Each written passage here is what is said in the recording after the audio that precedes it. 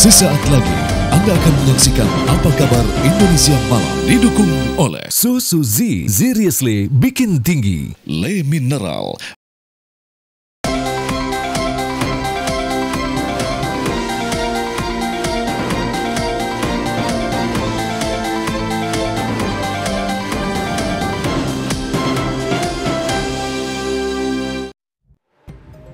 Assalamualaikum warahmatullahi wabarakatuh. Selamat malam pemirsa. 5 orang ditetapkan sebagai tersangka dalam kasus korupsi pengadaan Pusat Data Nasional sementara PDNS Kemenko Minfo. 3 diantara ini merupakan pejabat Kominfo termasuk juga dengan Dirjen Aptika Samuel Abriani dan 2 orang lainnya merupakan dari pihak swasta.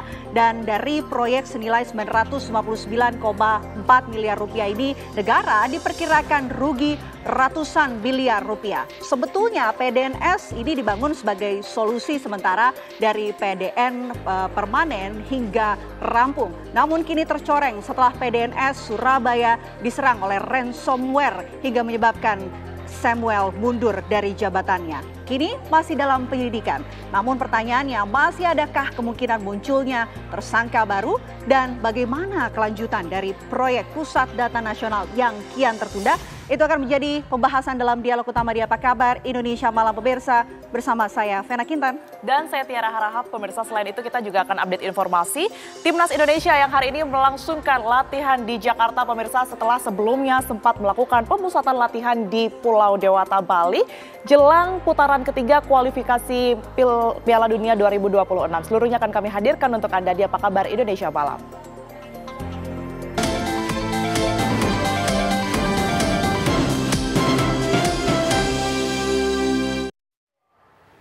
Kita awali Apa Kabar Indonesia Malam dengan informasi pertama pemirsa. Hari keempat pencarian korban longsor di Tambang Batu Gunung Kuda Cirebon, Jawa Barat masih terkendala longsor susulan. 3 kali tebing batu mengalami longsor pada Senin pagi membuat tim SAR belum bisa menurunkan personil dan alat berat.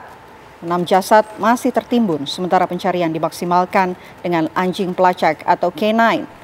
Pencarian terhadap korban longsor tambang batu Gunung Kuda di Desa Cipanas kembali dilanjutkan pada Senin pagi. Di hari keempat ini, petugas belum mendekatkan alat berat ke area setelah terjadi 3 kali longsor susulan. Sementara untuk pencarian, petugas juga memaksimalkan indera penciuman dari anjing pelacak atau K9 dari Polda Jawa Barat. 3 ekor anjing pelacak yang diturunkan ini berhasil menemukan 4 titik korban yang akurat. Keempat titik tersebut ini berada di sekitar area eskavator yang tertimbun material longsor. Petugas ini akan melakukan pencarian setelah kondisi dinyatakan aman untuk proses evakuasi.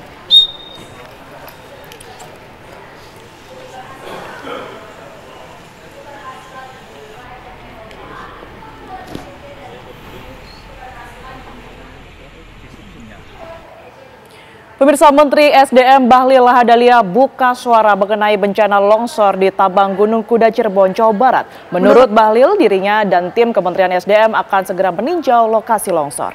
Ia menjelaskan izin tambang galian sudah dilimpahkan kepada daerah.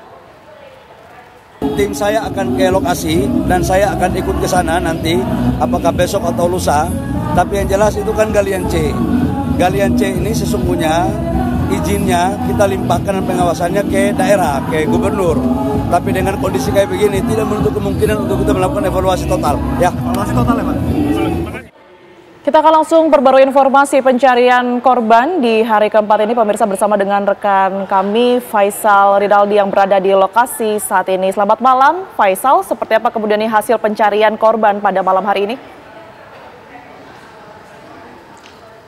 Ya, selamat malam Vena, Tiara, dan juga pemirsa. Untuk hari pencarian evakuasi hari keempat hari ini, di mana 2 korban ditemukan. Nah, untuk korban pertama, Tiara, Vena, dan juga pemirsa tadi ditemukan sekitar pukul 10.30 waktu Indonesia Barat, yang kemudian langsung dievakuasi, kemudian juga dibawa ke ambulans untuk diidentifikasi terlebih dahulu oleh tim Inavis, lalu kemudian dibawa ke Rumah Sakit Umum Daerah Arjawinangun untuk dilakukan identifikasi lebih lanjut oleh tim DVI Polda Jawa Barat.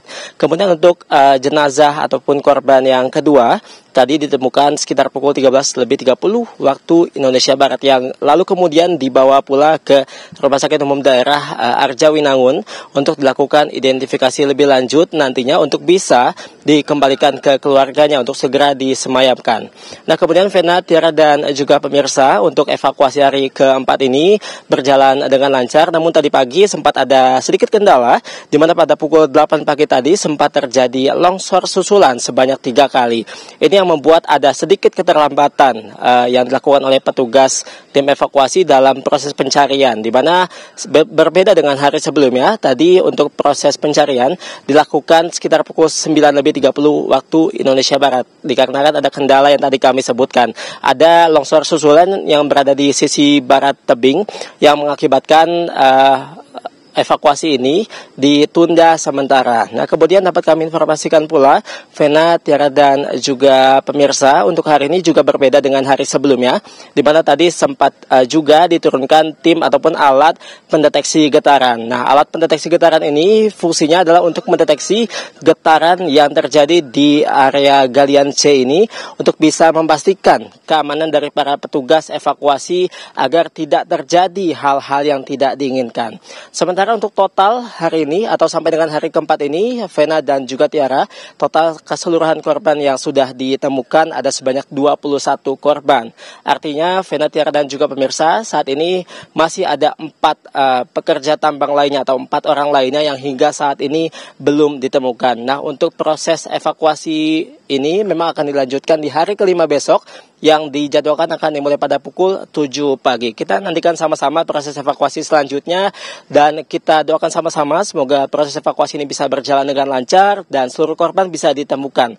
Demikian, kami kembalikan ke studio. Baik, terima kasih Faisal Rinaldi atas laporan Anda langsung dari Cirebon, Jawa Barat. Tetap jaga kesehatan Anda. Ya, Timnas Indonesia menggelar latihan di Stadion Madia Gelora Bung Karno, Jakarta. Kami ajak Anda pemirsa langsung bergabung bersama rekan kami, Leo Sibaradi, langsung dari GBK Jakarta. Leo, seperti apa jalannya latihan Timnas hari ini di GBK?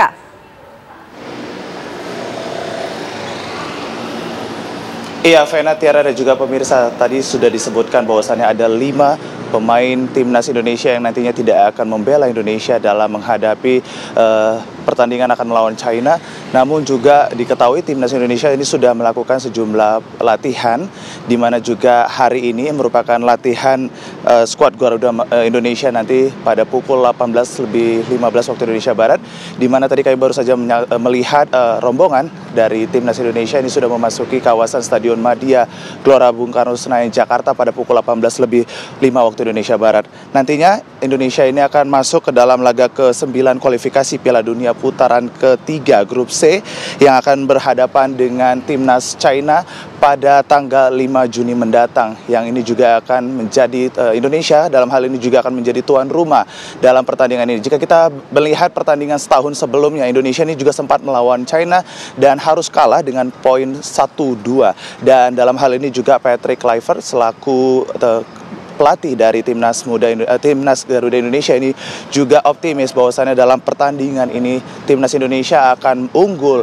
dan butuh support dari seluruh timnas, dari pendukung timnas maksud kami, dalam pertandingan yang akan dilakukan di Gelora Bung Karno, Senayan, Jakarta. Dan juga diketahui bahwasannya pada pertandingan ini latihan pemusatan yang akan dilakukan pada sore ini juga akan berfokus pada penguatan taktik dan juga persiapan yang matang serta strategi yang juga jelas. Diketahui tadi juga bahwasannya sudah disebutkan ada 5 pemain yang akan tidak membela negara Indonesia ataupun yang absen. Yang pertama adalah Ragnar Orangmangun yang diketahui ini masih dalam pemulihan akibat cedera yang dialami. Kemudian ada Marcelino Ferdinand yang diketahui ini juga ini akibat akumulasi dari kartu kuning yang diperoleh olehnya. Kemudian ada Martin Pais yang juga ini sama, yaitu adalah akumulasi kartu kuning yang diperoleh. Kemudian ada Eliano Reinders, ini dia dengan alasan mengundurkan diri menemani sang istri untuk kemudian ini bisa menantikan kelahiran anak kedua. Dan yang terakhir ada Sandy Walsh,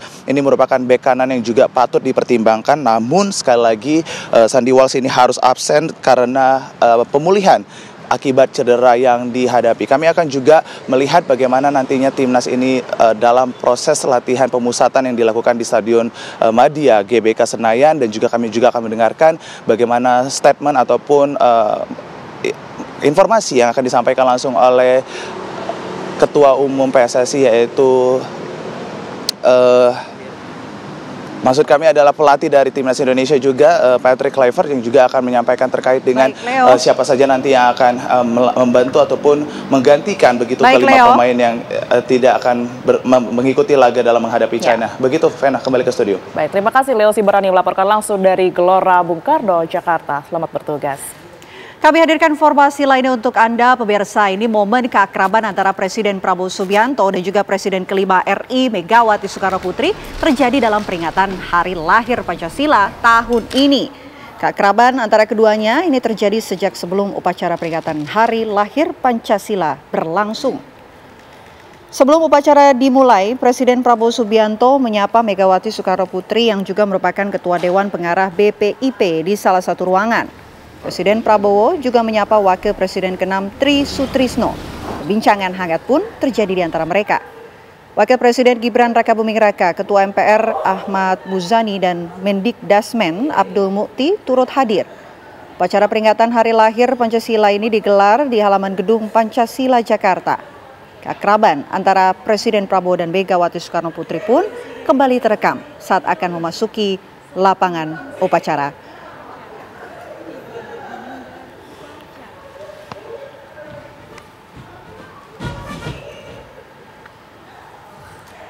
Pemirsa, berakhir buntu dalam proses mediasi gugatan ijazah Presiden ke-7 Republik Indonesia, Joko Widodo pun berlanjut di persidangan. Informasi tersebut akan kami hadirkan usai jeda. Anda kembali menyaksikan Apa Kabar Indonesia Malam, pemirsa. Berakhir buntu dalam proses mediasi gugatan ijazah Presiden ke-7 RI Joko Widodo pun berlanjut di persidangan. Dalam sidang yang berlangsung di Pengadilan Negeri Surakarta hari ini, baik pihak penggugat dan tergugat sama-sama diwakili oleh kuasa hukum. Pihak penggugat sempat meminta pada majelis hakim persidangan dilakukan secara offline, namun tidak dikabulkan.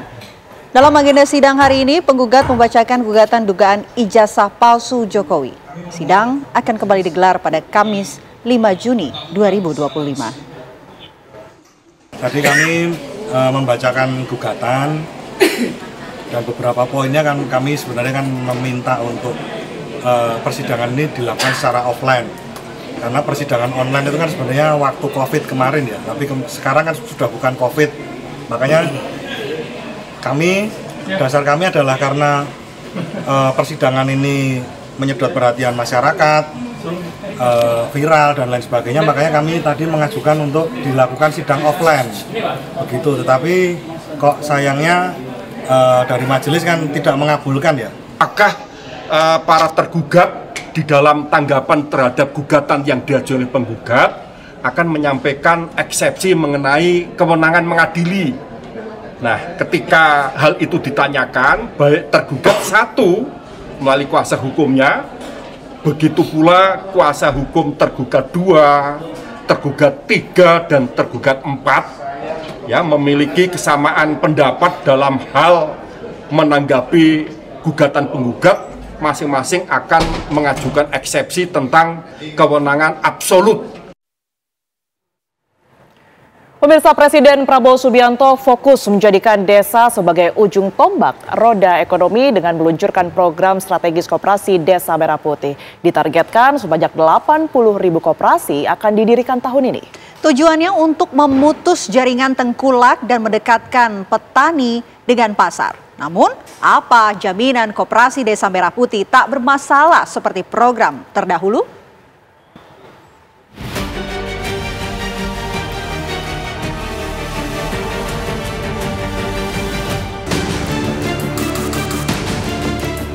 Presiden Prabowo Subianto terlihat tegak serius menjadikan desa sebagai ujung tombak roda ekonomi. Berbagai program strategis pun sedang digas, salah satunya pembentukan Koperasi Merah Putih. Prabowo memiliki ambisi besar, mendirikan hingga 80.000 unit koperasi ke seluruh pelosok negeri. Setiap koperasi ini dijanjikan mendapatkan kucuran segar hingga 5 miliar rupiah untuk biaya operasional dan pengembangan. Salah satu juga keputusan besar kita adalah kita dalam waktu dekat akan membentuk 75.000 sampai 80.000 koperasi desa. Ada yang berbasis pertanian, ada yang berbasis nelayan, dan ada yang berbasis lain. Tapi intinya adalah kita ingin ekonomi desa, ekonomi rakyat bergerak dengan cepat, memobilisasi kekuatan yang kita punya untuk menggerakkan seluruh ekonomi, dan ini akan ada suatu dampak yang sangat besar. Selain janji suntikan modal, fasilitas koperasi yang dirancang pun tak main-main. Ada warung sembako, kantor koperasi, klinik, apotek, hingga fasilitas gudang pendingin. Pendirian Koperasi Merah Putih ini tentunya bertujuan mulia. Koperasi akan menjadi pusat ekonomi desa, memutus rantai tengkulak, mendekatkan petani dengan pasar sehingga harga jual produk pertanian pun tak lagi dipermainkan. Ini ide yang sangat bagus dan sejatinya inilah cita-cita pendiri negeri ini, ya, bahwa ekonomi kita berdasarkan gotong royong gitu, dan dilibatkan begitu banyak kementerian yang terkait. Namun di balik ide baik Koperasi Merah Putih, tanya mengemuka. Siapa nanti pemegang kendali koperasi di desa? Benarkah bisa menyejahterakan warga atau hanya untuk keluarga? Akankah kisah Koperasi Merah Putih berakhir gelap menyusul program serupa para pendahulu? Apalagi bisnis Koperasi Merah Putih berkonsep top down, bukan dari usul para anggotanya. Semua program-program kan baik kan, tapi dalam pelaksanaannya kan harus diperhatikan begitu. Mestinya yang namanya koperasi kan bisnis usaha. Ya, bisnis usaha tuh mestinya itu dia bottom up, bukan top down. Nah ini top down. Top down dalam pengertian ini bisnisnya begini ya, pelaksanaannya begini, bukan tumbuh dari bawah. Kan? Kalau tumbuh dari bawah kan dari pasar, dari bawah dari desa. Apa sih bisnis-bisnis yang bagus dan bagaimana cara mengembangkan, kan tumbuhnya alami kan. Ini kan kebijakannya top down. Kita setuju nih, impres, kita dukung Pak Presiden Prabowo mengembangkan Koperasi Merah Putih yang jumlahnya 80.000. Tetapi kita kritisi juga, kita kritisi prosesnya. Nah prosesnya ini agak terburu-buru menurut saya. Terburu-buru kenapa? Karena dalam waktu dekat, Oktober nanti sudah harus 80.000 koperasi. Bayangin bangun bisnis 80.000 dalam sekejap. Ya, Roma kan tidak dibangun dalam satu malam. Bangun bisnis usaha 80.000 itu mestinya kerjanya kan berapa lama kan. Tapi ini karena top down langsung dipadatin semua, dibuat langsung khusus. Nah ini menurut saya kebanyakan nanti banyak gagalnya daripada berhasilnya. Pendirian Kopdes sesuai instruksi Presiden itu tanggal 27 Maret 2025. Jadi kalau dihitung baru sekitar 2 bulan. Termasuk juga Kepres nomor 9 tahun 2025 tentang pembentukan Satgas Kopdes Merah Putih. Inilah satu-satunya dan mungkin pertama kali di Indonesia urusan koperasi dikeroyok oleh 18 kementerian lembaga termasuk gubernur dan bupati wali kota. Jadi soal efektif, saya pikir ini memang kerja bersama. Dalam berbagai kesempatan saya selalu bilang Kopdes Merah Putih itu musuhnya 3. 1 ketakutan, 2 kecurigaan, 3 keraguan-raguan. Karena kita takut, siap nggak nih orang desa? Curiga nanti ininya kepala desanya begini. Atau kita ragu-ragu. Menurut saya ini adalah langkah pamungkas untuk mengatasi ketidakadilan ekonomi yang sekian lama terjadi di Indonesia. Tentu yang terpenting adalah asal sumber dananya. Seperti apa mekanisme kucuran anggaran bagi Koperasi Merah Putih? Di tengah semangat efisiensi, bila tak hati-hati, gelontoran modal koperasi ini pastinya rawan dicuri. Tujuannya kita mestinya ke arah kualitas koperasi, bukan kuantitas. Kalau dia 1000 pun kualitasnya bagus, akan menumbuhkan pertumbuhan ekonomi. Kalau 80.000 kualitasnya mostly jelek, maka ini akan menjadi masalah, kan? Kan kita tahu sama ini BUMDes, KUT dan sebagainya, itu banyak gagalnya. Hampir-hampir di setiap kabupaten, di setiap desa itu banyak gagalnya bisnisnya, ya kan? Dana desa juga nggak berhasil juga karena banyak juga dikorupsi, kan? Kelembagaan ini kita jaga dulu apa nih? Minimal ada musyawarah desa khusus. Saya nggak mau forum mekanisme pembentukan Kopdes ini cuman omon-omon 10 orang jadi. Enggak, harus ada musyawarah desa khusus. Oke? Yang kedua, dalam aturan kita, Pak Mufti ini juga menjawab pertanyaan Pak Mufti. Itu kita udah jelasin, kepala desa, ex officio, ketua pengawas. Dan dalam pengurus koperasi yang jumlahnya 5 orang, tidak boleh ada hubungan semendah. Jadi istri, anak nggak boleh jadi pengurus. Jadi nanti kalau ada dia pasti akan kita batalkan. Jejak koperasi di tanah air memang tak sebanis semangat pendirinya. Pengalaman koperasi unit desa di masa lalu memberikan pelajaran pahit. Tak sedikit KUD gagal akibat birokrasi hingga minimnya partisipasi anggota yang membuat koperasi mati suri. Pengalaman itu ya di beberapa koperasi di masa lalu kita sering melihat ada penyimpangan, penyalahgunaan dana, ya, keributan, friksi antara anggota, macam-macam lah ya. Kualitas SDM yang mungkin di satu daerah agak kurang bagus sehingga tata bukunya menjadi nggak benar. Itu akan menghadapi masalah-masalah eksekusi lapangan yang banyak, yang kompleks. Nah, ini memang akan menjadi tantangan tersendiri nanti bagi KL, bagi mereka yang menjalankan di lapangan, ya. Makanya saya pribadi itu lebih senang kalau misalkan ada beberapa pilot project di semua provinsi, ada beberapa pilot project untuk kita melihat kesiapan-kesiapan di lapangan. Bila sesuai rencana, banyak harapan koperasi Merah Putih bisa membawa kesejahteraan bagi masyarakat desa. Tentu butuh pengawasan ketat agar gelontoran uang negara ke kas koperasi tak berakhir memakmurkan keluarga para oknum pejabat dan perangkat desa.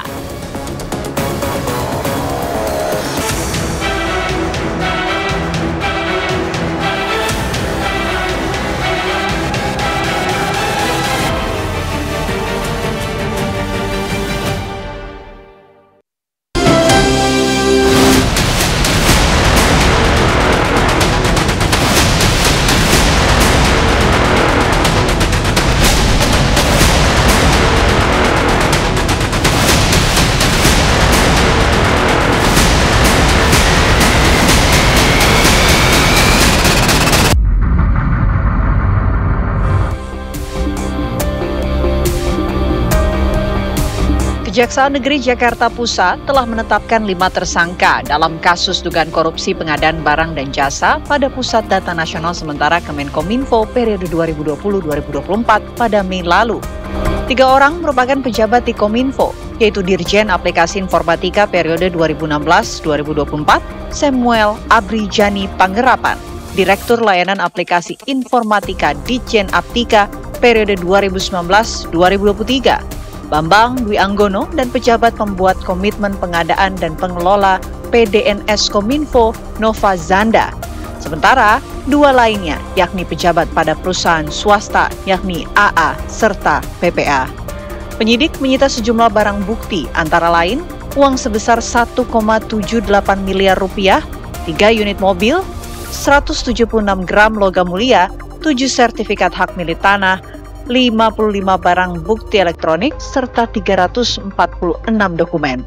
Dari anggaran pelaksanaan pengadaan PDNS sebesar 959,4 miliar rupiah, negara ditaksir mencapai kerugian ratusan miliar.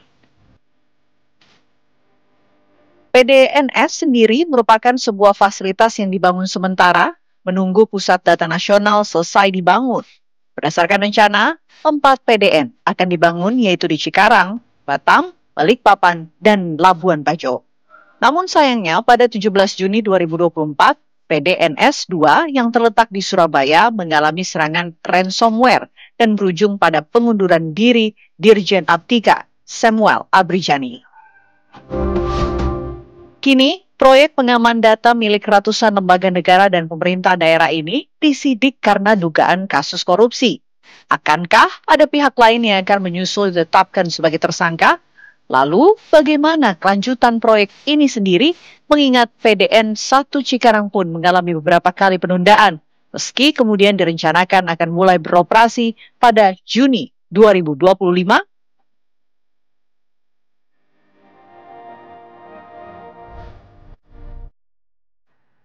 Pemirsa, 5 orang sudah ditetapkan sebagai tersangka dalam kasus korupsi pengadaan Pusat Data Nasional Sementara atau PDNS Kemenkominfo. 3 diantaranya ini merupakan pejabat Kominfo, termasuk juga dengan Dirjen Aptika Samuel Abrijani. Dan 2 orang lainnya ini merupakan pihak dari swasta. Dan dari proyek senilai 959,4 miliar rupiah ini, negara diperkirakan rugi hingga ratusan miliar rupiah. Sebetulnya PDNS ini dibangun sebagai solusi sementara dari PDN permanen hingga rampung. Namun kini tercoreng setelah PDNS Surabaya ini kemudian diserang ransomware hingga memicu pengunduran diri dari Samuel. Kini penyidikan masih terus berjalan. Pertanyaannya pemirsa, masih adakah kemungkinan adanya tersangka baru dalam kasus ini? Dan bagaimana pula keberlanjutan dari proyek Pusat Data Nasional yang kian mundur? Kita akan bahas selengkapnya pemirsa bersama dengan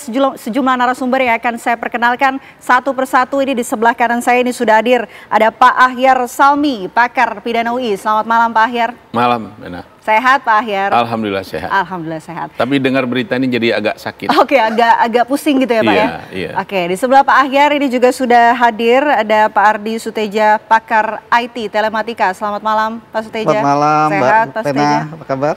Sehat, alhamdulillah. Baik, selain Pak Ahyar dan juga Pak Suteja, ini kami juga sudah terhubung pemirsa melalui sambungan Zoom. Ini sudah ada Prof. Henry Subianto, staf ahli Kemenkominfo 2007-2022, sekaligus guru besar dari Ilmu Komunikasi UNR. Assalamualaikum, selamat malam Prof. Henry. Waalaikumsalam warahmatullahi wabarakatuh Mbak Vena. Oke, izin ya Pak, saya mau ke Prof. Henry terlebih dahulu. Karena ini kan beliau juga pernah menjabat di Kemenkominfo. Tentu juga paham kali ya mengenai seluk-beluk di dalam Kementerian Kominfo. Sekaligus minta analisanya Prof. Prof, sebetulnya kalau kita lihat dengan dibangunnya PDN ini, semangat utamanya itu apa sih? Tujuan dibangunnya PDN ini untuk apa Prof? Ya tentu saja semangatnya adalah membangun pusat data yang ada di dalam negeri, dan itu pusat data yang digunakan untuk melayani penyelenggara sistem elektronik publik. Penyelenggara sistem elektronik publik itu PSE yang dimiliki oleh instansi pemerintah atau kementerian begitu ya, juga Pemda dan sebagainya, yang merupakan lembaga-lembaga yang berafiliasi pada pemerintah atau negara.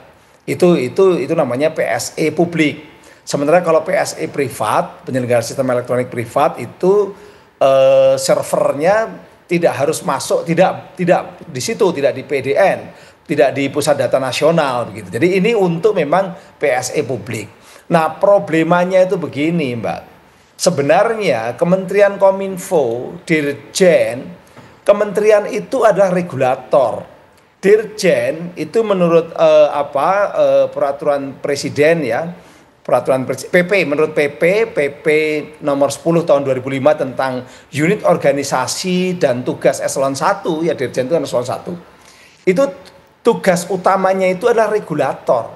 Dia adalah satuan pemerintah untuk meregulasi, membuat kebijakan atau menyusun kebijakan, regulasi tadi, standar teknis, serta mengawasi pelaksanaan.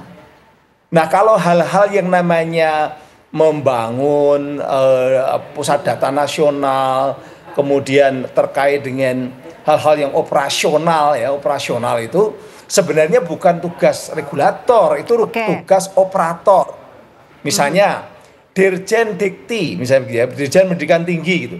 Itu tidak melakukan pendidikan, yang melakukan pendidikan adalah BHMN, Badan usaha milik badan hukum milik negara, misalnya kayak UI, UGM, UNAIR begitu tempat saya, atau BLU, Badan Usaha Umum gitu ya. Ini yang jadi masalah adalah ada semacam kesalahan fungsi di mana regulator malah membangun dan sekaligus seolah-olah bertindak sebagai operator.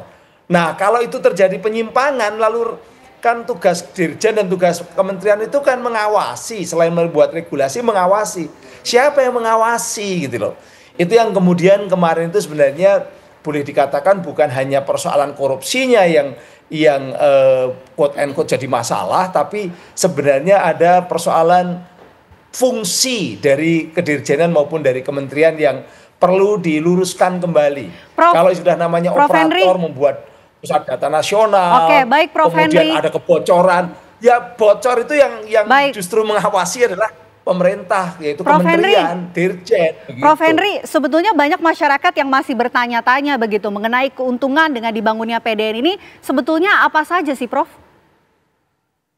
Ya, keuntungannya maksudnya adalah supaya semua ini ada di satu pusat data begitu, supaya ada mempermudah dalam sistem penyelenggaraan pemerintahan berbasis elektronik.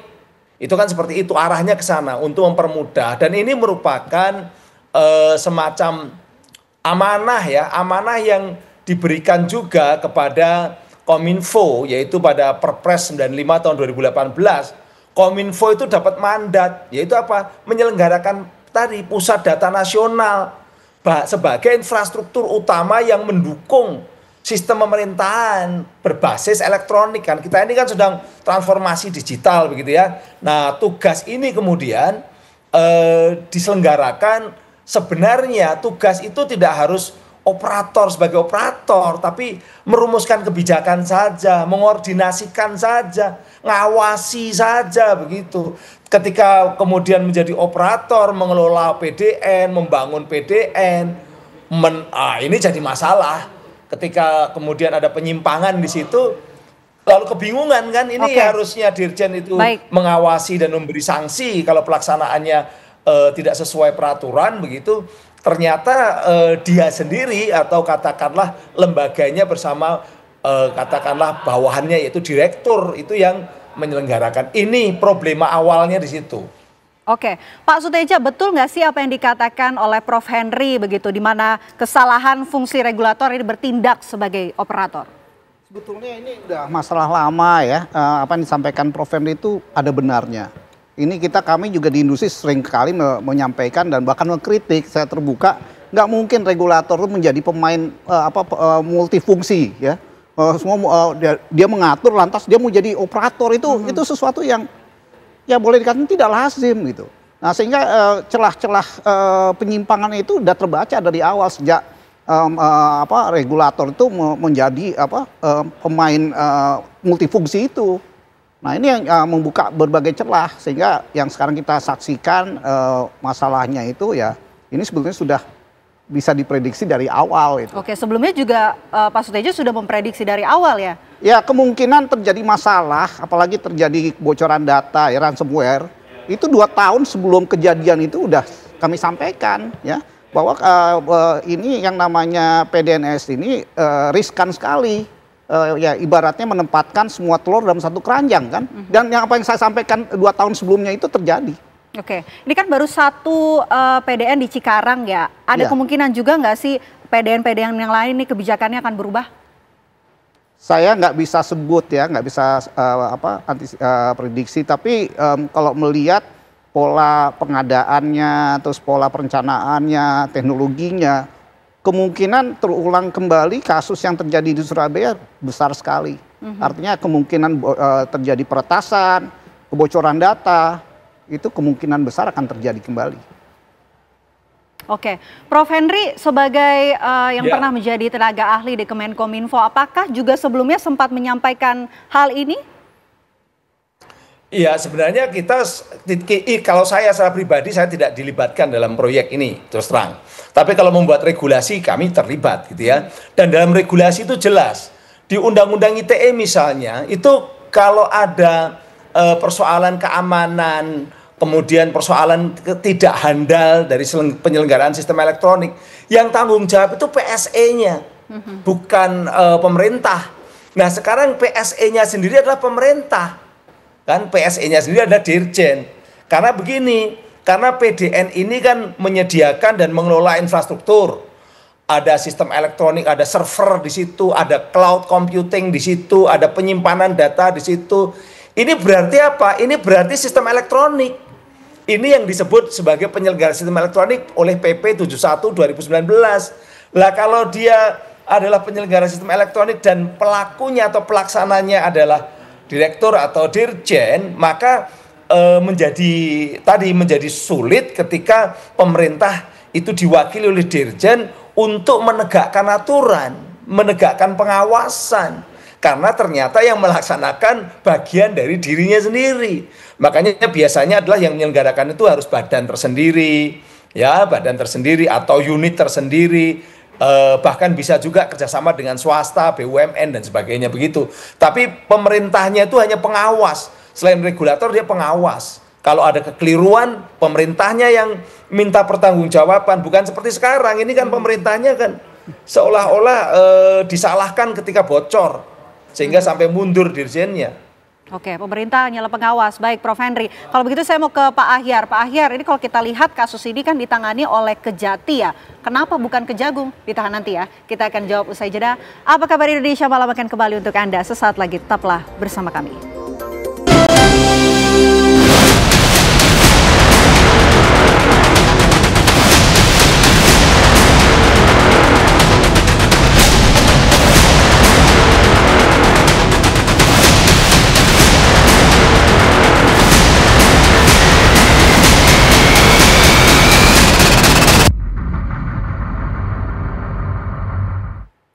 Anda kembali menyaksikan Apa Kabar Indonesia Malam, pemirsa. Kita lanjutkan diskusi kita. Pertanyaan menggantung saya tadi untuk Pak Ahyar. Pak Ahyar, ini kan kalau kita tahu kasus ini tengah ditangani oleh Kejari ya. Kenapa Kejari yang menangani ini, bukan Kejaksaan Agung? Tentu Vena yang persis tahu tentu pihak Kejaksaan ya.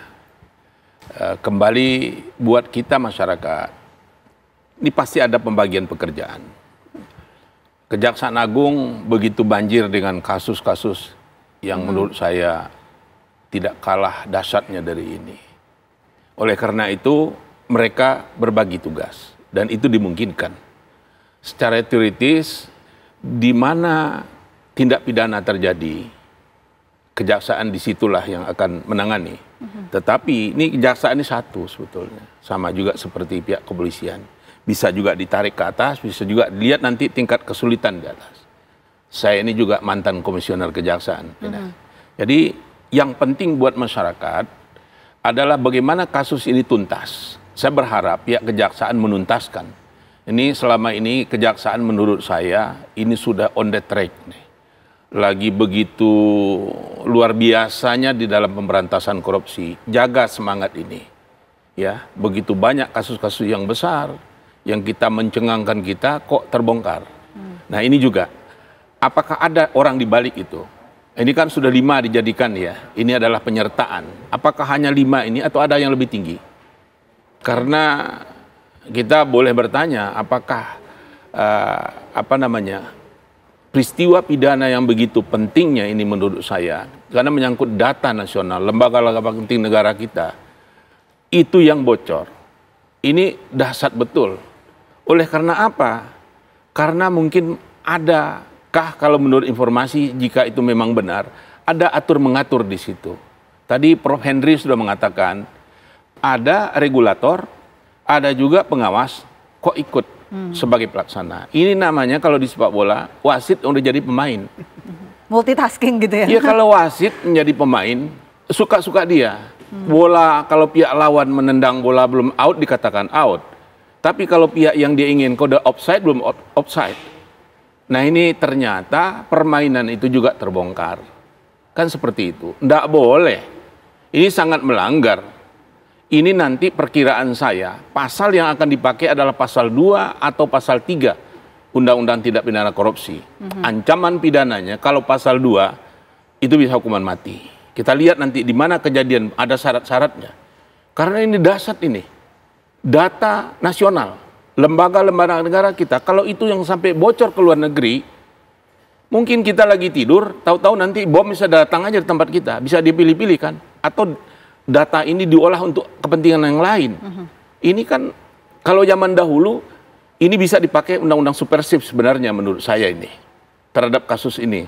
Apa namanya yang orang yang membongkar situs tadi, itu bisa subversi. Nah, sejauh mana ini keterkaitan orang-orang yang berlima yang sekarang atau ada yang lain, kita lihat di situ. Oke. Ini harus dibongkar. Oke, keterkaitan antara 5 orang itu. Tapi Prof. Henry, kalau dari kacamata Anda, ini melihat 5 orang tersangka yang sudah ditetapkan ini sebetulnya bergerak sendiri atau ada keterlibatan pihak lain, Prof. Henry?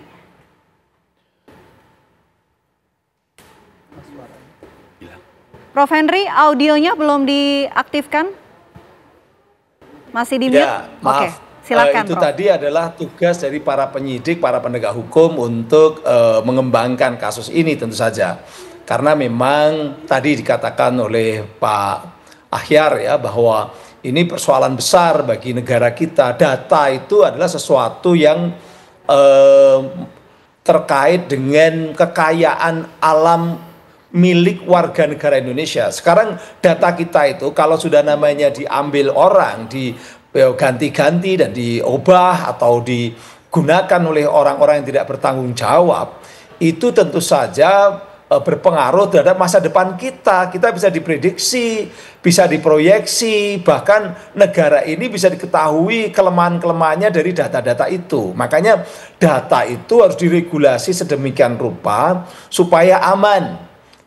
Undang-undang ITE sudah ada larangan atau katakanlah ancaman-ancaman pada mereka-mereka yang melakukan pengerusakan atau mengakses secara ilegal terhadap data, itu ada ya, bahkan yang mengubah-ubah itu lebih tinggi lagi dan ancamannya sampai 12 tahun kalau sampai membuat data-data yang sebenarnya itu diubah lalu seolah-olah otentik, itu 12 tahun, ada yang sampai 10 tahun, ada yang 9 tahun, terus sesuai dengan dampaknya atau kerugian yang akan dimunculkan gitu. Nah, sekarang persoalannya adalah ini ada 2 hal pidana. Satu pidana mengenai tadi yang kebocoran data yang ada di Surabaya atau juga yang diretas gitu ya. Tapi juga persoalan bagaimana PDN ini sendiri bermasalah karena dibangun tidak sesuai dengan ketentuan-ketentuan yang seharusnya begitu, karena sampai bocor di Surabaya seperti itu. Nah, seharusnya negara itu aman, pemerintah itu aman kalau dia hanya sebagai regulator, aman kalau dia hanya sebagai pengawas, tapi menjadi tidak aman ketika dia juga menjadi bagian dari proyek yang membuat data itu, membuat pusat data itu. Ini masalahnya begitu, Mbak Vena. Oke, baik. Masalahnya ada ketidaksesuaian spesifikasi ataupun syarat yang sudah ditetapkan. Ini celahnya dari mana sebetulnya, Pak Suteja, kalau Anda melihatnya? Dan apakah untuk PDN server yang ada di Indonesia, ini sebetulnya servernya ini ada di Indonesia atau ada di mana sebetulnya? Jadi gini ya, di setiap teknologi itu kan ada bagian-bagian dari teknologi ya. Ada servernya, ada perangkat-perangkat lain ya. Nah, dari semua perangkat, sekian banyak perangkat yang ada dalam PDN itu, tidak satu pun kita menguasai isi dalamnya. Ya, di dalam setiap komponen elektronik, nggak usah sederhananya handphone kita aja lah, cellphone. Di dalamnya kan ada ribuan komponen. Nah, di setiap ribuan komponen itu masih ada operating system, ya kita sebut firmware. Nah, kalau ini udah satu terkena, itu akan menjalar ke mana-mana. Nah, persoalannya pengadaan ini juga tidak transparan. Dulu yang mengadakan siapa, dari mana, apakah beli langsung dari pabrik, ya. Ini kita bilang masalah isunya ada juga pada rantai pasok, supply chain. Nah, kalau udah supply chain ini tidak jelas, ya artinya apa? Ini perangkat yang kita beli, kita peroleh, kita pasang. Sebelumnya dari awal dipasang itu udah bermasalah. Sudah ada celah kerentanan yang tidak pernah diaudit. Nah, ini problem di kita itu hampir semua seperti itu. Kenapa? Kita ini konsumen. Kita bukan pencipta, bukan yang memproduksi perangkat teknologi. Kita cuma penikmat, konsumen. Artinya apa? Di dalam komponen di dalam perangkat itu komponen kita nggak ngerti isinya apa. Artinya ini menurut saya dari awal memang sudah bermasalah. Oke, tapi kalau untuk server pusat data nasional ini sebetulnya ada di Indonesia harus atau di mana? Ada di Indonesia. Harusnya ada di Indonesia. Sesuai dengan ketentuan yang tadi sudah disampaikan Prof. Febri. Kalau saat ini? Ada di Indonesia. Oke. Ada di Indonesia. Nah, yang jadi masalah itu, apakah komponen itu bermasalah? Kok bermasalah artinya apa? Ada kemungkinan terdapat implant ya, yang mengirim data keluar. Itu bisa saja. Nah, sekarang bisa saja ditembus oleh ransomware. Artinya kan ada kerentanan kan? Dan kerentan itu sudah diketahui oleh mereka yang meretas. Petanya mereka sudah punya. Itu gimana? Mereka kok bisa punya peta dan tahu begitu soal celah tersebut? Di dalam laporan BSSN ya tahun 2024 kemarin itu kan sudah disampaikan bahwa dalam kurun waktu 1 tahun kita mengalami serangan cyber dalam berbagai bentuk, jumlahnya ratusan juta. Nah, dari ratusan juta itu kan ada kegiatan scanning dari luar. Jadi apa istilahnya kerentanan dalam sistem infrastruktur kita, pertahanan kita itu sudah diketahui oleh pihak luar. Oke. Lantas kalau tidak mau ini terjadi lagi, pembenahan seperti apa yang harus dilakukan? Apakah pembenahan soal tata kelola? Dari tata kelola jelas ya, itu harus kita ada istilahnya kok kami di industri keuangan kita sebut dengan GRC. Governance, risk sama compliance ya. Governance itu tata kelola. Risk itu terkait dengan risk management, manajemen risiko. Dan ketiga kepatuhan. Nah, kok 3 ini tidak harmonis, kita cuma tahu satu aspek, ya udahlah, nggak usah kita ngomong yang canggih-canggih. Ini harus berjalan bersamaan. Tata kelola kita harus paham, siapa yang melakukan tata kelola, harus ada yang ngawasin. Risk management juga kita harus mampu mengantisipasi ketika ada kira-kira potensi kerentanan di mana. Dan terakhir tentu compliance, ada aturan, framework, regulasi tadi kita ikuti nggak? Kalau itu nggak diikuti ya udah, kita artinya kita menggali kubur kita sendiri. Oke, itu poin-poin tadi. Kalau begitu saya mau ke Pak Ahyar. Rentan nggak sih dengan undang-undang PDP ini ditahan nanti ya Pak Ahyar? Dijawab usai jeda. Apa kabar Indonesia Malam akan kembali untuk Anda sesaat lagi.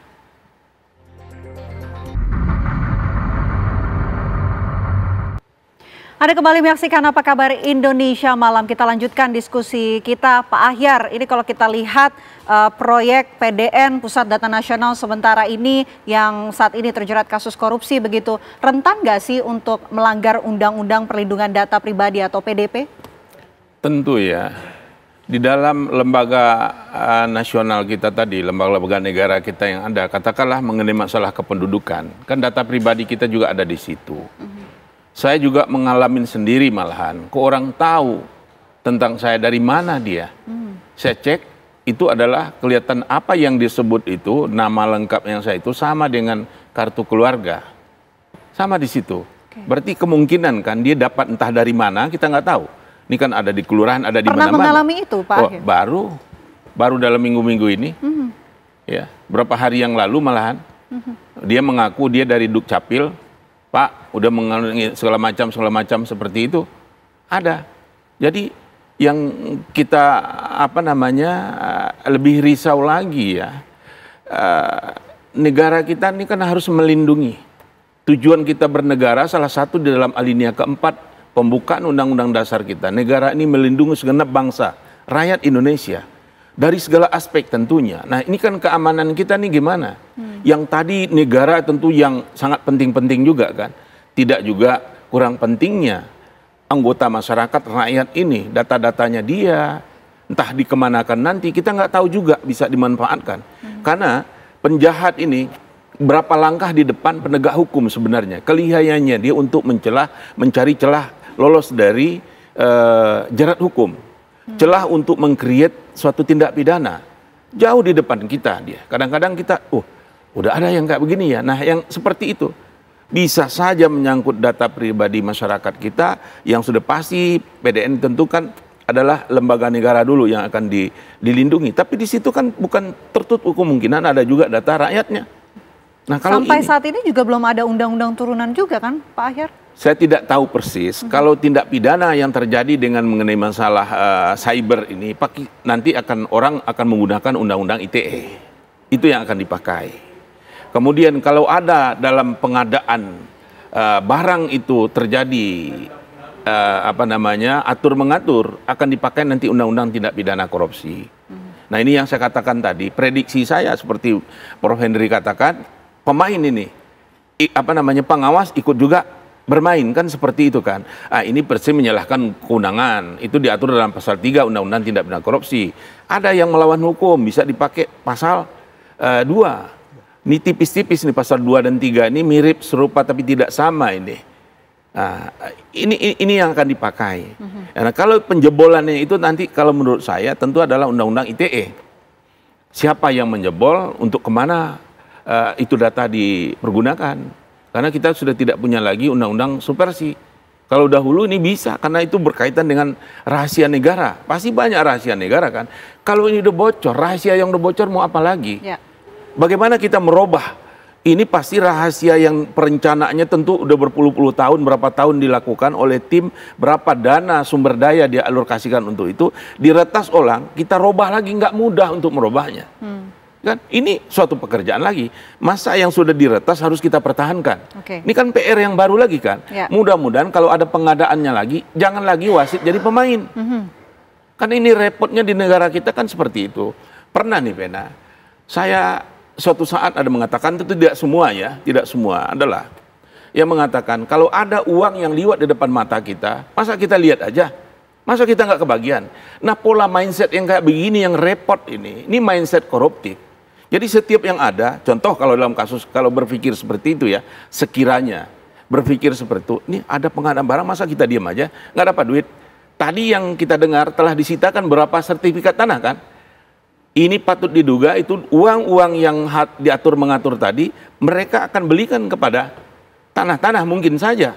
Nanti kita lihat, kita minta juga, tentu saat sekarang masih agak tertutup, tentu pihak kejaksaan ya nggak akan mereka buka. Kalau dibuka semuanya nanti bisa lari semua tuh. Kan kita nggak tahu juga. Nah ini yang saya memohon ke teman-teman kejaksaan, tolong kembangkan kasus ini. Ini sangat membahayakan negara ya. Kerugian keuangannya saja ini udah hampir 1 triliun kan, udah ratusan miliar sekian kalau nggak salah 900-an miliar begitu. Ini hampir mirip-mirip dengan Zarok nih di Mahkamah Agung kan, kejadian ininya. Kita ini tolong ada lagi nggak yang lebih, ada lagi nggak setoran ke atas? Ini kan baru Dirjen. Pertanyaan saya, kasus yang sebesar ini, apakah Dirjen ini berani melakukan itu atau ada nggak pembisik-pembisiknya? Udahlah. Jalan. Berani sendiri atau sebetulnya ada pihak lain yang juga terlibat? Yang lain gitu, membuat dia berani gitu. Nah, itu yang kita lihat. Kalau ada turut serta mereka itu yang harus diproses. Jangan yang di permukaan ini saja. Tolong lebih ke dalam itu kita ini. Di epicentrumnya itu kita masuk. Jangan getaran ini retak tanah rumah karena ada gempa. Coba lihat di mana epicentrumnya. Itu yang harus dicari oleh pihak kejaksaan menurut saya. Oke, harus didalami, harus diusut tuntas. Itu dari dari Pak Ahyar. Saya mau ke Prof. Henry. Prof. Henry, ketika masih di Kominfo, hal-hal seperti ini yang dikhawatirkan oleh masyarakat, ini sudah disiapkan atau diantisipasi belum sih? Iya, tentu saja itu wacana, perdebatan, diskusi itu ada ya. Tapi kalau tadi saya katakan yang terkait dengan proyek ini, waktu itu saya sudah tidak terlalu banyak terlibat dengan itu, karena ini memang lebih banyak di tingkat dirjen sama menterinya, karena ini kan kalau kami itu di regulasinya kami dilibatkan, tapi kalau udah kebijakan terkait dengan proyek, dengan program itu memang ada di dirjen dan di Pak Menteri. Nah, tapi ada yang ironi sebenarnya Mbak Vena, ironinya begini. Ini kan data-data yang dikumpulkan oleh penyelenggara sistem elektronik publik, milik instansi, pemerintah, negara, itu kan dibobol atau tidak aman karena diretas seperti yang terjadi di Surabaya, ya di PDNS Surabaya. Sementara data-data yang lain itu ada data-data yang dikumpulkan milik masyarakat, data masyarakat ini sebenarnya, data pribadi masyarakat dikumpulkan oleh penyelenggara sistem elektronik privat. Yang privat ini di dalam regulasinya itu diperbolehkan di luar negeri. Jadi yang di dalam negeri disimpan di PDNS, diretas, yang satunya data-data masyarakat yang dikumpulkan oleh perusahaan-perusahaan swasta malah ada di luar negeri yang di surveillance, dan juga adanya di luar negeri tentu saja yang mengelola, yang memproses bukan dari komponen-komponen bangsa kita. Perusahaan-perusahaan asing, misalnya kita pakai WhatsApp. WhatsApp itu penyelenggara sistem elektronik privat. Datanya di mana? Di luar negeri. Kita pakai Zoom, ini saya pakai Zoom. Datanya di mana? Di luar negeri. Kita pakai Shopee. Shopee itu apa? Shopee itu platform e-commerce milik swasta. Datanya di mana? Boleh di luar negeri, akhirnya di luar negeri. Jadi kita ini lemah sekali dengan persoalan data milik publik yang dikelola oleh PSE publik itu disatukan, tetapi kemudian tidak aman karena ada tadi ada hacker. Kemudian yang milik masyarakat lagi dikelola oleh swasta, swastanya boleh di luar negeri. Ini problema besar. Makanya kalau sudah seperti itu ya tentu saja ini persoalan kebijakan besar. Kebijakannya harus juga dievaluasi dan bahkan mungkin ditelusuri kenapa seperti ini begitu. Oke, kebijakan harus dievaluasi dan juga ditelusuri, itu dari Prof. Henry. Terakhir saya mau ke Pak Suteja. Pak Suteja, ini kalau kita belajar dari kasus pembobolan di ransomware di PDNS 2 kemarin, apa pembelajaran yang bisa diambil begitu agar tidak terulang lagi kembali terjadi pembobolan dan negara dirugikan, Pak Suteja? Yang jelas tadi sudah sampaikan ya, kita ini konsumen itu harus kritis ya. Kita beli sesuatu ya kita harus tahu isinya apa. Itu satu. Kedua juga dari segi tata kelola juga kita harus benar-benar benahi dan memastikan bahwa tidak ada celah. Nah, masalahnya kan nggak semua orang ada di situ paham tentang tata kelola ya, apalagi mengenai kepatuhan terkait dengan standar best practices yang ada di industri, kan tidak semua. Nah, ini yang saya bilang, ini sekarang ini jangan menganggap diri kita ini sebagai pakar, tapi kalau nggak punya jam terbang ya udah jangan terlibat. Nah, ironisnya di kita ini sekarang ini banyak bener pakar gitu ya, jam terbang nggak ada. Sedangkan kalau kita mau dibilang pakar, memang secara kuantitas banyak, tapi secara kualitas orangnya itu aja. Ini kenyataan ya yang saya harus sampaikan, dan banyak sekali persoalan-persoalan di masyarakat, di industri yang sekarang itu menjadi persoalan yang harus dibenahin. Dan siapa yang mau benahin? Ya harus kita semua. Kita semua, industri harus terlibat. Jadi pemerintah juga tidak bisa sendiri. Apalagi mengurusi PDN, dan nggak bisa. Karena SDM di pemerintah juga sangat terbatas, apalagi mengawasi. Ya, ini regulator menjadi pengawas, menjadi pemain. Ini kan lucu. Nah, ini harus ada pemisahan fungsi.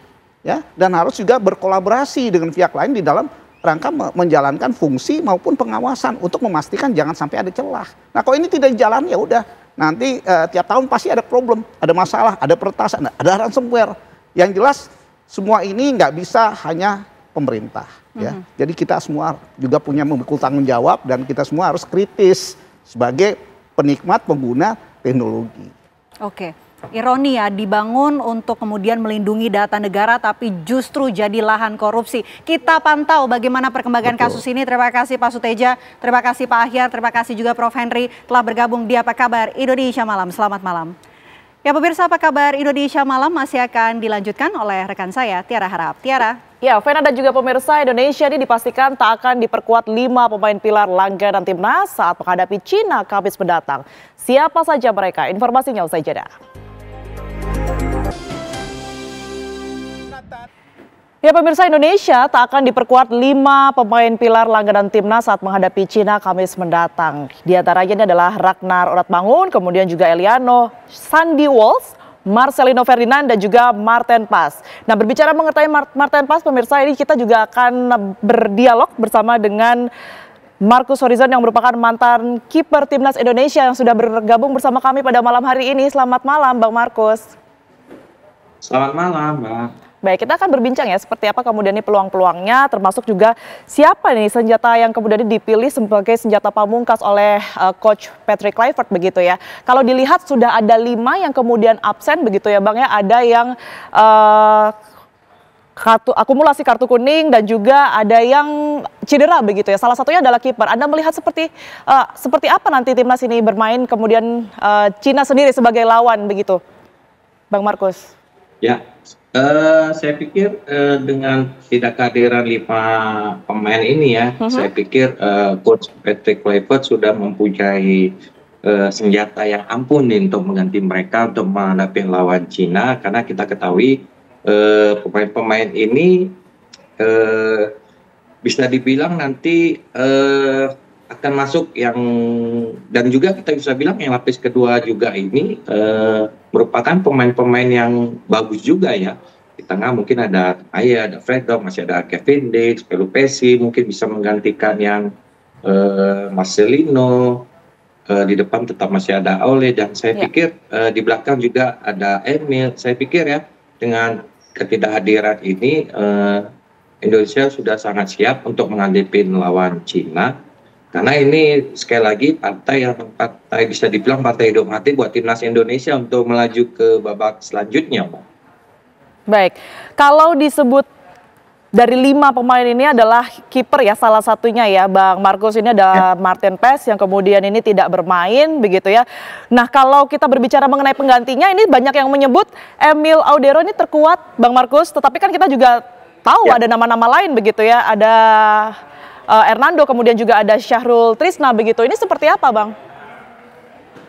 Ya, saya pikir gini, masalah penjaga gawang ya, kita ketahui di situ ada Emil, ada Hernando, ada Nadio. Baik, ada Nadio juga ya. Saya pikir ada Nadio, saya pikir ketiganya ini mempunyai pengalaman yang berbeda, satu di Liga Italia, dua di Liga Indonesia. Namun Emil kan baru hari ini, kalau dia nanti dimainkan berarti baru debut ya Bang ya? kali buat timnas Indonesia, sedangkan Nadio sama Hernando sudah beberapa kali memperkuat timnas Indonesia. Kembali lagi ke sosok pelatih goalkeepernya ini, Mbak. Bagaimana nanti dalam beberapa minggu kemarin di Bali, di Jakarta, pelatih goalkeeper ini akan melihat ketiga ini siapa yang paling siap untuk diturunkan lawan Cina gitu, Mbak. Jadi saya pikir ini kuncinya di pelatih goalkeeper ini, Mbak. Kalau kita bisa dibilang emang kemungkinan bisa Emil ya bisa main, tapi kita tidak tahu ya karena Emil ini baru pertama ya. Kemudian kita tidak ini ya melihat Emil karena dia sudah main di Liga Eropa, pasti pengalamannya mungkin lebih banyak Emil ya daripada Hernando sama Nadio di Liga ya. Tapi masalah timnas ini berbeda, Mbak. Seorang goalkeeper sama di timnas sama di Liga itu pasti akan berbeda suasana pertandingannya. Makanya kuncinya tinggal siapa di antara mereka bertiga ini yang siap selama persiapan kurang lebih seminggu ini, itu yang akan diturunkan. Dan kita lihat nanti pelatih goalkeepernya siapa memilih siapa di antara tiga ini. Kalau menurut saya sih emang peluang Emil ada, tapi saya tidak tahu ya, siapa tahu nanti ada berubah, kita nggak tahu, semua tergantung pelatih goalkeepernya. Baik, kalau kita lihat ini kan Emil artinya debut pertama begitu ya Bang ya, bermain bersama dengan skuad Garuda. Anda melihat akan ada semacam beban tersendiri nggak sih kalau bergabung dengan timnas untuk yang pertama kali ini nanti?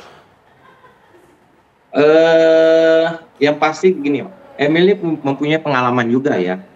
Saya pikir dengan pengalaman dia bermain di Liga Italia, saya pikir seharusnya kalau dia diturunkan, dia sudah bisa beradaptasi sama pemain-pemain bawah kita ya. Apalagi kurang lebih seminggu ini mereka pasti sudah ada latihan antara penjaga gawang dan pemain bawah ini. Di latihan itu pasti sudah dilihat sama pelatih goalkeeper. Jadi saya pikir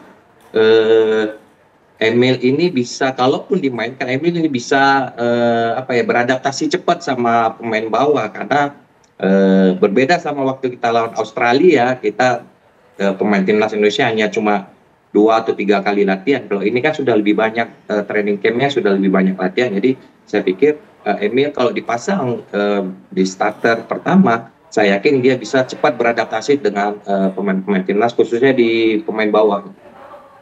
Baik, kita tahan terlebih dahulu Bang Markus, kita akan lihat ya bagaimana kemudian ini latihan timnas di GBK pada malam hari ini. Sudah bergabung bersama kami saat ini Shena Damayana yang sudah berada di Gelora Bung Karno Jakarta. Selamat malam Shena, seperti apa pantauan Anda ya berkaitan dengan pelatihan ataupun juga latihan timnas kita pada malam hari ini? Ya, selamat malam pemirsa. Memang betul sekali jelang laga yang dinanti pada tanggal 5 Juni mendatang atau tepatnya di hari Kamis. Ini Timnas Indonesia yang akan melawan Timnas Tiongkok tentunya melakukan latihan di Stadion Madia Gelora Bung Karno. Pada hari ini pemirsa yang dilaksanakan di jam 18.15 waktu Indonesia Barat. Ini juga merupakan latihan lanjutan pemirsa dari training camp yang telah dilaksanakan di Bali selama 1 pekan di tanggal 26 Mei 2025 yang lalu. Dan jika dilihat pemirsa dari pantauan kami, memang ini terlihat Patrick Kluivert menitik beratkan latihan pada pemanfaatan dari bola mati yang juga tentunya ini menjadi pelajaran berharga dari Timnas Indonesia. Karena jika kita mengingat kurang lebih 1 tahun yang lalu di tahun 2024 kita juga atau Timnas Indonesia sempat bertemu dengan Timnas Tiongkok yang dimana kita mengalami kekalahan dengan skor 1-2 pemirsa.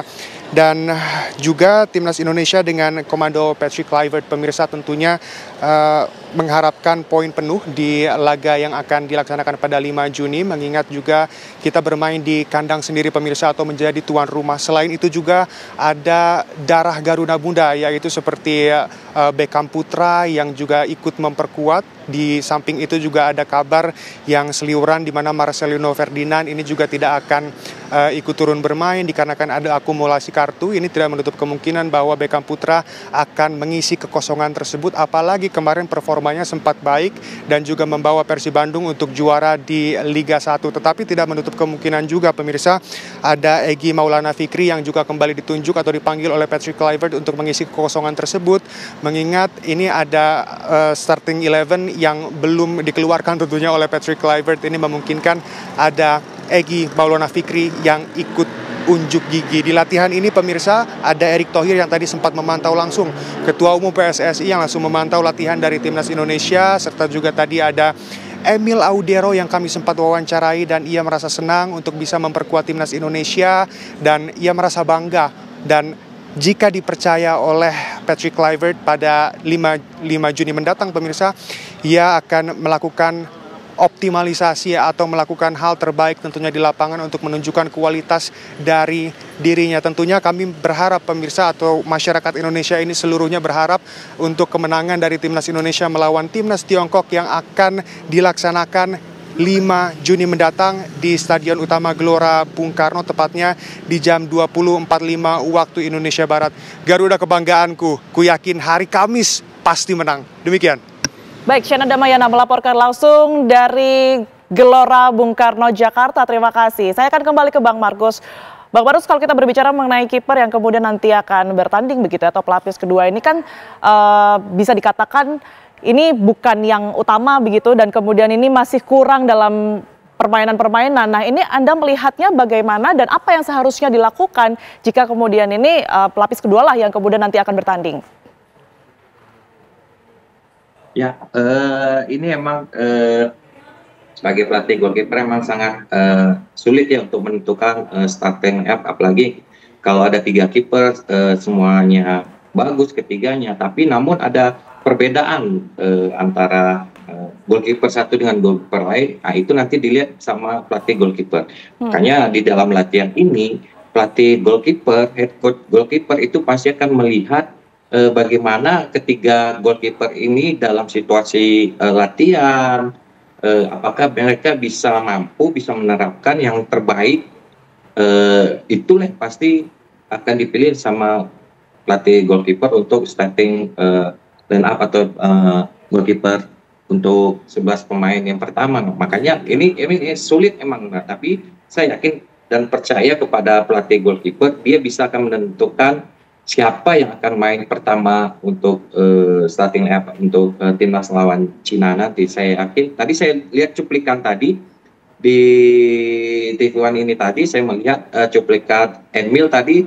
Saya lihat dia sudah melatih build up ya, build up dari bawah terus ke depan. Nah, itu saya pikir ini juga sangat berpengaruh juga buat Emil ya, karena kita ketahui Emil belum pernah memperkuat timnas Indonesia, dan mudah-mudahan dengan latihan seminggu ini Emil itu bisa cepat beradaptasi, dan saya yakin kemampuan Emil juga sangat luar biasa, apalagi dia main di Liga Italia ya, bukan kita membelakangin yang pemain-pemain ada Hernando dan Nadeo bermain di Liga Indonesia. Sebenarnya tiga-tiga ini bagi saya itu tiga-tiganya sangat bagus, Mbak.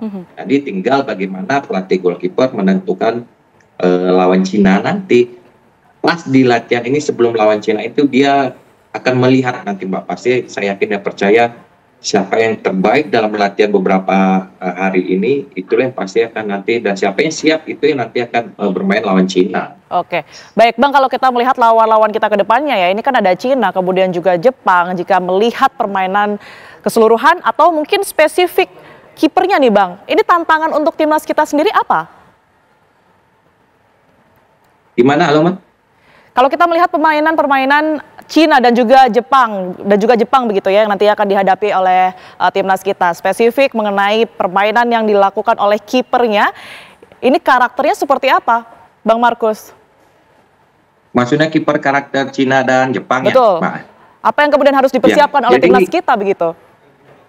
Ya, saya pikir goalkeeper Jepang, goalkeeper Cina, goalkeeper Indonesia, saya pikir sebenarnya hampir sama kekuatannya ya Mbak. Bagaimana sepak bola ini kan bukan hanya mengandalkan goalkeeper ya, pasti tim ya. Jadi saya yakin setiap goalkeeper baik di Indonesia, di Cina nanti, di Jepang nanti mereka pasti sudah mempunyai pengalaman-pengalaman yang luar biasa yang bisa beradaptasi sama masing-masing pemainnya. Jadi saya pikir memang kunci goalkeeper ini sangat berpengaruh. Kalau kita salah menentukan goalkeeper, otomatis pemain belakang kita pasti akan juga tidak akan percaya diri. Dan saya yakin untuk timnas Indonesia melawan Cina nanti, saya lebih ke Emil sih, saya melihatnya. Tapi kita lihat aja nanti ya, kita nggak tahu ya Mbak. Ya mudah-mudahan pertandingan lawan Cina dan Jepang, timnas Indonesia bisa meraih poin ya, jangan sampai kuncinya di lawan Cina. Jangan sampai kita draw melawan Cina, kan itu sangat berbahaya untuk lolos ke selanjutnya. Baik, kalau nanti lawan Jepang nih Bang Markus, ini kan sudah ada Martin Paes nanti yang akan bisa bermain begitu ya. Kalau dibandingkan dengan Emil, ini Anda pilih mana? Emil atau Martin Paes? Saya pikir kalaupun nanti Emil dimainkan lawan Cina, Emil bermain bagus, Jepang saya yakin juga yang main itu Paes ya. Kenapa? Karena Paes ini dari awal sudah melekat ya di timnas Indonesia. Dari awal dia sudah menjaga gawang timnas Indonesia dan juga sudah beradaptasi, komunikasi sama pemain, khususnya pemain bawah timnas Indonesia. Saya pikir kalaupun nanti Jepang, saya pikir Paes yang dimainkan daripada Emil. Walaupun nanti Emil nanti besok lawan Cina dimainkan dia sangat bagus, pasti saya yakin Paes kembali lagi untuk melawan Jepang ya. Karena melihat situasi antara Paes sama Emil ini kan lebih banyak bermain di timnasnya itu di Indonesia kan Paes ya gitu. Karena Emil baru besok kesannya dia main baru 1 caps ya kan. Karena Paes apalagi mereka sama-sama main di Liga Eropa ya Pak. Jadi saya pikir lawan Jepang bisa kembali lagi Paes main. Oke, baik. Kayaknya nggak abdol Bang Markus kalau kita nggak prediksi skor nih ya. Kalau kita lihat timnas lawan Cina, Bang Markus sendiri memprediksi skornya akan berapa nih? Kalau saya skor 2-1 ya Pak. 2-1 ya? 2 untuk timnas Indonesia. Ya. Kita harapkan sama-sama Bang Markus mudah-mudahan bisa menang begitu ya di tanggal 5 Juni nanti ini melawan Cina. Terima kasih telah bergabung bersama kami di Apa Kabar Indonesia Malam. Bang Markus, sehat selalu. Ya, kita beralih ke informasi lainnya, pemirsa. Polisi ungkap fakta baru kasus pembunuhan istri oleh suaminya di Bandar Lampung, pekan lalu. Informasi tersebut akan kami hadirkan usai jeda. Anda kembali di Apa Kabar Indonesia Malam, pemirsa. 2 pelaku pencuri sepeda motor di Brebes, Jawa Tengah kondisinya kritis usai diamuk massa pada Senin siang. Motor pelaku dibakar, amarah warga tak terbendung. Keduanya diketahui mencuri sepeda motor milik seorang petani yang tengah diparkirkan di pinggir sawah. Salah seorang pelaku bernama Agus Junaidi yang dikejar warga berhasil ditangkap di Desa Sidang Jaya, Kecamatan Ketanggunan. Sementara rekannya Jainal, pemirsa, ini ditangkap warga di kawasan hutan masuk Desa Cisere, Kecamatan Tanggungan. Tidak hanya itu pemirsa, sementara kedua pelaku ini juga kondisinya kritis, kini pun harus menjalani perawatan di RSUD Insinyur Soekarno Ketanggungan.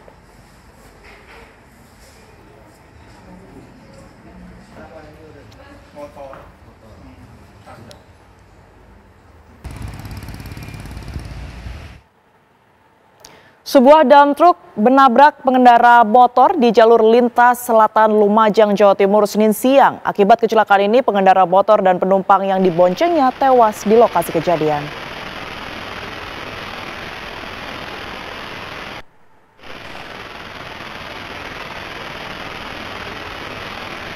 Dari rekaman CCTV di lokasi portal pemungkutan pajak pasir, jalur lintas selatan Kecamatan Candipuro, Lumajang, terlihat kecelakaan berawal saat dua dump truk melaju dari arah barat ke timur, sedang antri penyerahan kartu pajak pasir.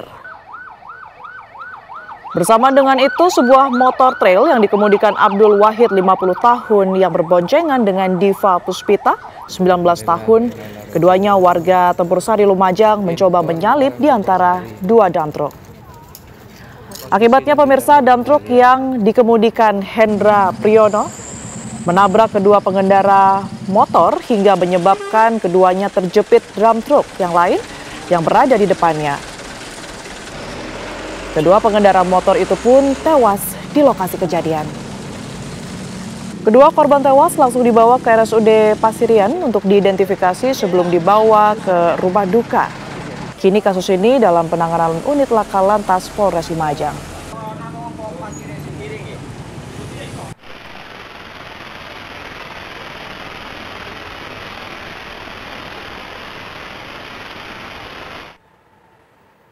Kurang dari 24 jam, polisi mengungkap kasus tewasnya bos sembako di Pondok Gede, Bekasi, Jawa Barat. Korban merupakan korban perampokan disertai pembunuhan yang dilakukan oleh karyawannya.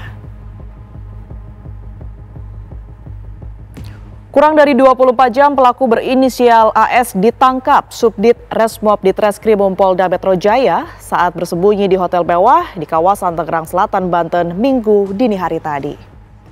Di hadapan petugas, AS yang berusia 24 tahun yang ternyata merupakan karyawan di tempat usaha milik korban tidak dapat berkutik dan langsung mengakui telah membunuh dan mencuri barang berharga milik korban. Selain pelaku, petugas juga menyita uang tunai 67 juta rupiah, 1 unit sepeda motor, dan 2 unit HP hasil kejahatan. Kini pelaku dan barang bukti dibawa ke Polda Metro Jaya untuk dilakukan pemeriksaan intensif menggali motif kejahatan tersebut. Sebelumnya pemirsa, pemilik toko sembako bernama Alex atau yang dikenal dengan Koh Alex ditemukan tewas bersimbah darah di kamar mandi lantai 1 toko sembako miliknya di Jalan Raya Jatimakmur, Pertigaan Bojong, Pondok Gede, Kota Bekasi, Sabtu siang. Tim Inafis Polres Metro Bekasi Kota menemukan korban dengan luka parah di bagian kepala.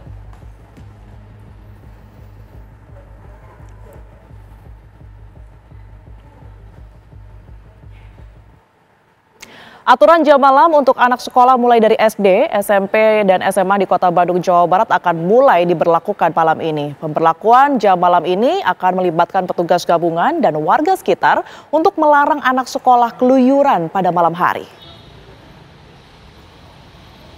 Aturan Gubernur Jawa Barat Deddy Mulyadi terkait jam malam untuk anak sekolah akan diberlakukan setiap daerah di 27 kota kabupaten di Jawa Barat.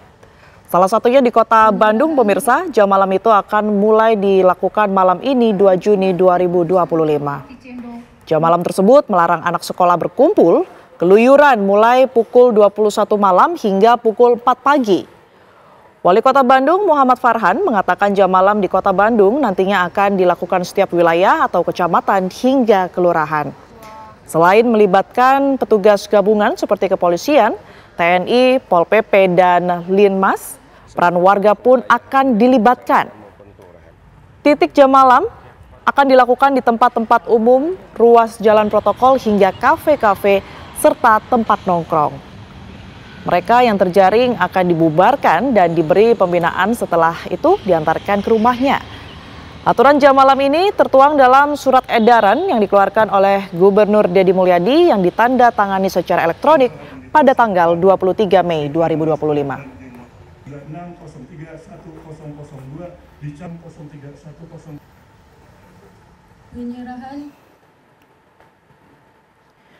Tim pengawas atau Timwas Haji DPR Republik Indonesia melakukan sidak ke salah satu penyedia layanan catering calon jemaah haji Indonesia di Mekah, Arab Saudi. Timwas Haji DPR RI melakukan sidak ke dapur United Partner Company, sebuah penyedia jasa layanan catering untuk calon jemaah haji Indonesia. Di lokasi dapur, Timwas melakukan pengawasan kepada pegawai catering yang tengah mempersiapkan hidangan makan malam untuk calon jemaah haji Indonesia. Sidak Timwas Haji DPR RI dilakukan untuk memastikan tidak ada pengurangan kualitas makanan walau biaya haji turun. United Partner Company sendiri memasok makanan untuk 4.000 calon jemaah haji asal Indonesia. Menurut juru masak catering United Partner Company, Dedi Santoso, nyajian makanan disesuaikan dengan anjuran gizi dari Kementerian Agama. Setelah mengecek dapur penyedia catering, Timwas Haji DPR RI langsung ke hotel jemaah untuk memastikan makanan yang mereka terima sama seperti makanan yang disajikan saat inspeksi.